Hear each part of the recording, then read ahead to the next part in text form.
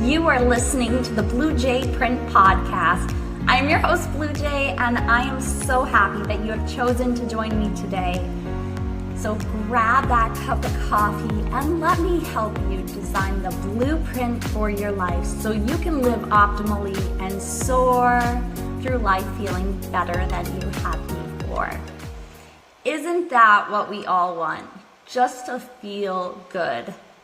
That is the mission of the Blue Jay Print Podcast, to give you the information, to educate you so you can implement these articles and start to feel good again. That is my mission, and I hope you continue to grow and learn through this process. This week on the Blue Jay Print Podcast, we are going to be touching upon muscle quality. We all probably at one time or another thought the bigger the muscles, the better, but maybe that isn't the case. And we're going to be discussing that today in a portion of one of Ben Greenfield's more recent articles. The title of the portion is called Why Bigger Muscles Aren't Better. And I think we're going to learn a lot of new information to kind of better understand what muscle quality really entails. Now let's get started on the portion of the article that we are going to be reading today by Ben Greenfield. The title of the article is Functional Forever, but the portion that we are going to be reading is called Why Bigger Muscles Aren't Better. This is definitely something a lot of us do not know a lot about, and there's a lot of information here that we're going to work through together. All right, let's get started. Do you ever try to move fast? No, I mean F-A-S-T. When was the last time you were at the gym and tried to hoist a barbell over your head as explosively as possible? When was the last time you were running on a treadmill or riding a bicycle and you moved your legs so fast that your brain hurt trying to keep up? The fact is, when it comes to optimizing the performance of your nervous system and cementing the connection between your brain and the rest of your body, it doesn't really matter how heavy you lift or how much muscle you build. Sure, strength training and muscle building are a fantastic tool for aesthetics, symmetry, muscular skeletal development, and even slowed aging. But when it comes to optimizing your brain and nervous system, recruiting more muscle fibers faster, enhancing nerve firing speed, and optimizing brain-body coordination is far more important to focus on fast, explosive movements. I was first exposed to the extreme benefits of moving fast when I interviewed a well-known sports performance coach named Nick Curson. Nick, the creator of a training system called Speed of Sports, trains some of the best UFC and NFL competitors on the planet. Rather than giving enormous weights to the men and women he coaches, he had them move light loads and their own body weight as freaking fast as they possibly can. As a result, his athletes are incredibly explosive and functional and don't walk around with relatively useless slabs of extra muscle mass. There is also a direct link between your power to muscle mass ratio and your longevity. But what does this mean? Let's go into and find out what this actually means. It means bigger muscles aren't always better. Instead, when it comes to slowed aging and longevity, your ability to quickly recruit muscle fibers seem to matter most. I became aware of the fascinating truth about why bigger muscles aren't necessarily better when I spoke with author James Geminet on my podcast about his theory that a smaller muscle capable of exerting more force is a healthy muscle, while a gargantuan but relatively weak muscle is an unhealthy muscle. To understand how large muscles that are big and bulky but don't necessarily produce much explosive force, may be unhealthy, look at cardiomegaly, or enlargement of the heart. When heart tissue is incapable of exerting as much force as it should, the heart often grows larger to compensate. Those who have cardiomegaly, including exercise enthusiasts, often die an early death because the heart has to work so hard to support its own bulk. In the same way, old school bodybuilding techniques or other exercise styles that are designed to produce pure mass rather than force can potentially damage your health.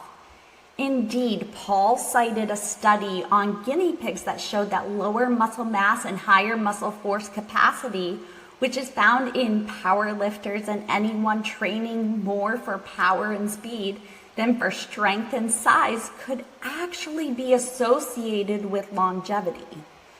In other words, the healthiest muscle strength gains might come with only small muscle size gains because larger muscles take far more energy to carry and cool and require far more antioxidants for repair, recovery, and mitochondrial activity. It is well established in exercise science that muscle contractions lead to elevated levels of reactive oxygen species, ROS, in skeletal muscle.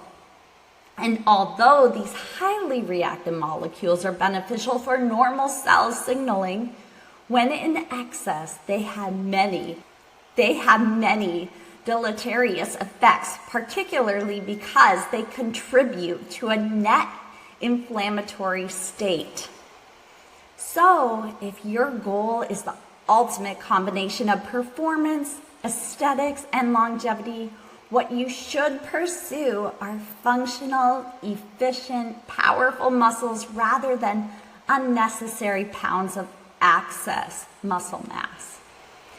You should also take into consideration that the more muscles you have, the more calories you must consume to maintain or build that muscle, which flies in the face of the proven science that moderate caloric restriction can enhance a variety of health factors, including, most notably, longevity. We all need to care about longevity, right? Fact is, research suggests that pure muscle mass does not increase longevity.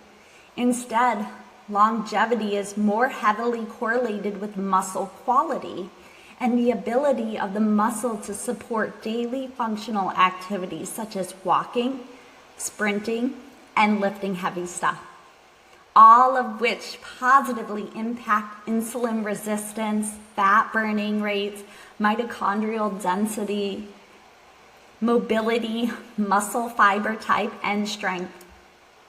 In addition, bigger muscles don't necessarily mean you're stronger.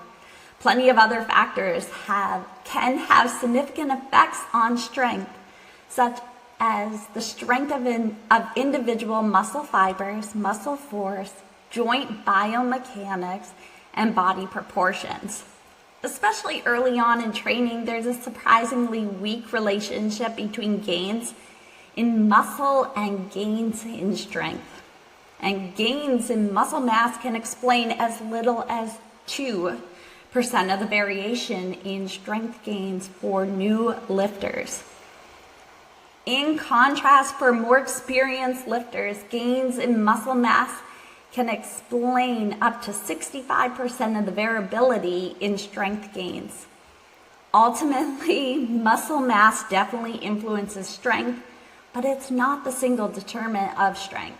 When it comes to muscles, bigger is not the same as better. In simple terms, the greater the proportion of a muscle's contractile tissue to its non-contractile tissue, the greater the amount of force it can produce for its size and the greater its muscle quality. In addition, higher quality muscles developed for performance rather than size also have increased mitochondrial density and more energy producing capacity per pound of muscle. Perhaps this is why many professional bodybuilders die young or suffer from chronic inflammation-related diseases. The healthiest muscles are those found on a small, wiry, powerful physique with modest size, but a high force producing potential and the ability to summon significant amounts of power and speed. All right, that concludes the portion of the article.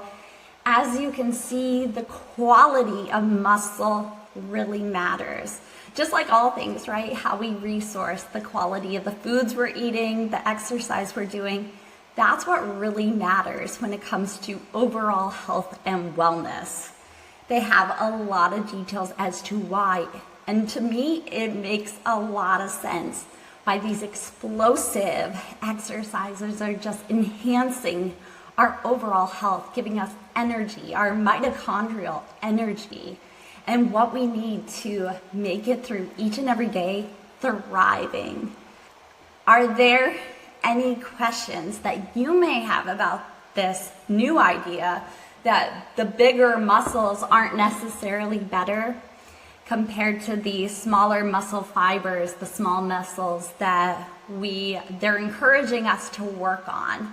And just keep in mind, lifting heavy they mentioned, is a tool that we can use. There are benefits when it comes to lifting heavy, but don't neglect these small, explosive exercises that are going to give you higher quality muscle. If you do have any questions whatsoever, feel free to email us. We'll drop our email in the show notes, and that way we can reach back out to you to answer any questions that you might have. If you have not subscribed to the Blue Jay Print podcast, please click that button. We really appreciate it. Give us a 5-star review and help us know, and reach out and take out that sentence. That was awful.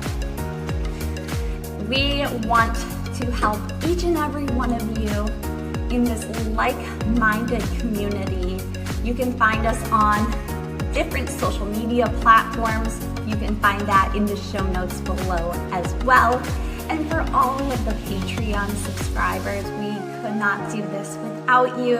We appreciate each and every one of you. If you're looking to help financially support the Blue Jay Print podcast, you can also find a link to the Patreon in our show notes. And we really appreciate that financial support as well. In the weeks to come, we have some special subjects planned, and we're really excited. We are excited for what we have planned in the next year. We have a lot of amazing topics that we are going to touch upon. But if there is a topic you would like us to research, or even a publisher that you absolutely love, that you would love for us to work with, please let us know. We would love to reach out to them and partner as well. All right, everyone, I am Blue Jay. This is the Blue Jay Print podcast. Now go into the world and soar like never before.